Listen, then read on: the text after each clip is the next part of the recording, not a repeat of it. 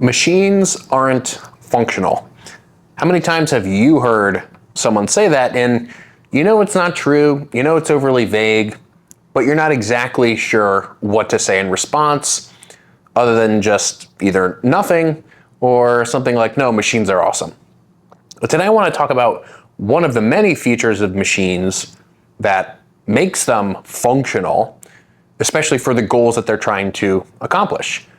And that one feature really lies in change of direction, and specifically the fact that when you're using a machine, the machine can actually alter the way that it is imposing force on your body to be more specific to a goal. So let's go over a very specific example, one that many of you will be familiar with. So imagine you're doing a PEC fly, you're on a PEC deck machine, okay? And we are looking at someone from above. Here's their arms, and they're doing it like this, right? So their eyes facing that way, handles on the machines, at this point, pushing them backward. So what's the huge benefit of a PEC fly machine, other than just the fact that it's really stable, it's easy to load and progress relative to the individual's goals. You can adjust it, adjust the seat height, adjust where you're grabbing it, right, for individual comfort. Those things are all great, and in many ways, those are many adjustments that you can't necessarily make with certain kinds of other exercises. But one of the biggest benefits is this change of direction thing. So what do I mean? Well, in this bottom position, this stretch position of the PEC fly, ask yourself, what are the handles doing to my body? What are they trying to get my body to do? And where is it trying to get my bones to move? Well, in this position, it's pushing the hands backwards.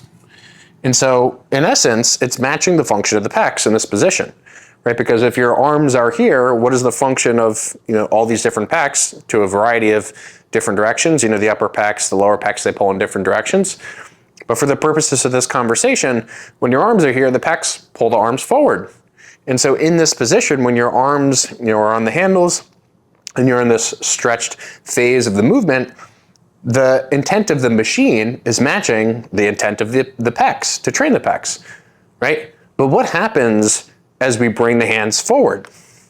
Well, if we're just assuming that's the shoulder joint, okay, forgive my limited artistic skills here because the arms are obviously changing length at this point, just forget about that, right? The arms are pivoting this way, right? And when the pecs contract and they shorten, that's where they bring your arms. They don't continue to push your arms forward, right? As in this bottom position, right?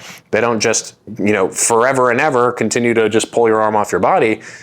Their function, the pecs function, changes as the arm moves. Now this applies to every muscle, right? To at least some degree. The way that the muscle's tendon is pulling on the bone changes as those bones move. And so what has to happen if we're going to pick an exercise that's going to train really the full function of any of these particular pecs, is now all of a sudden this resistance direction, which was originally pushing us backward, is actually now pulling us outward to the sides. And why is this relevant? Well, because if we want to continue to load the pecs through as much of their contractile range as is possible, we need a direction change, right? Because think about what happens in a dumbbell press. A dumbbell press is fantastic for loading that bottom position. Ton of tension in that bottom, ton of stretch that you're capable of getting in that bottom position while there's a ton of tension in the bottom, right? So those two things sort of matching up nicely. But when you get to the top, is there any resistance still on your pecs that's actually challenging? No, I mean, effectively not, right? And even if you're using a barbell where in theory you could squeeze the barbell together, the resistance of the barbell, at least a majority of it, is still trying to push you down.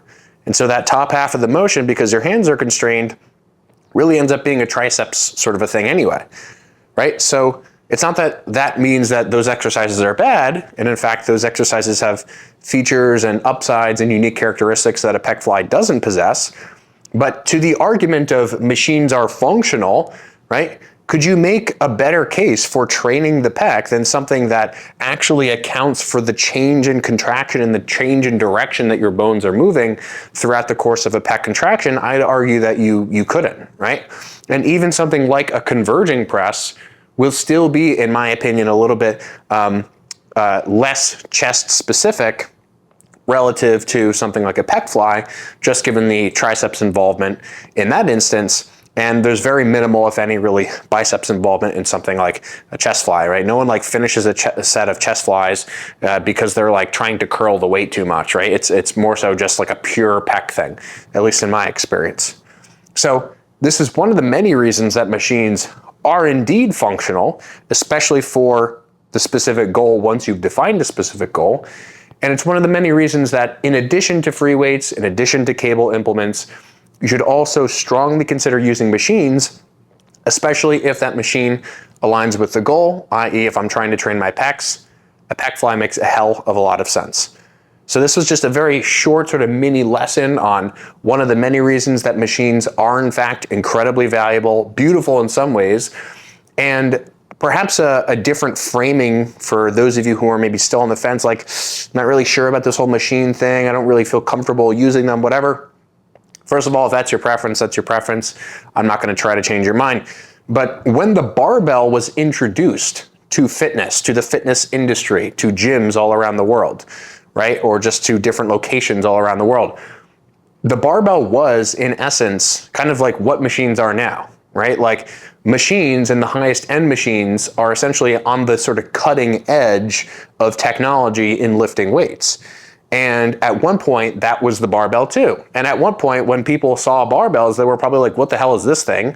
What am I gonna do with this? I could just use, these dumbbells that I already have made, right? Or something similar. I'm not exactly sure of the timeline, but the principle remains the same, is that anything that tends to be on the newer end, which machines, in the grand scheme of things, are relatively new, especially the more advanced ones that are getting built now, right? There's always gonna be a little bit of pushback, but I encourage you all to simply just view a machine as another physical thing that we can use to impose force on our bodies, and to just simply look at each machine for what its unique characteristics are and how we can use those different forces, the change of direction of those forces, to maximize for training for our specific goals.